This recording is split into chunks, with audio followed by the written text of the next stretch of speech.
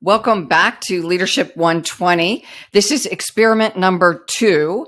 And as we do a wrap up from last week, we talked about employee engagement and the Gallup work about employees being about 80% disengaged. Greg, what do you have to say about wrapping that topic up? Yeah, kind of interesting follow-up. The Executive Development Network came out this week with an article that suggests that 80% of employees prefer working for a progressive company culture.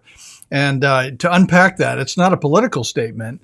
It's employees wanting to work for companies that care about them as an individual and have programs and policies in place that meet them where they are, whether that's around mental health, stress, economic well-being, et cetera.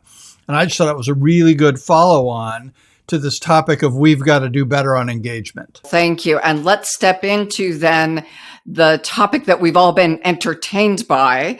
And as we're doing experiment number 2 and asking for your feedback, our listeners, we are learning from the Reddit example where they did not ask for feedback from their content creators. So Greg, can you give us a little bit of a wrap up on what's happening with Reddit? The bottom line is these big content creators who really make the platform for Reddit leverage third-party applications heavily to help moderate content, protect content, and basically make Reddit a place people feel safe browsing and learning from.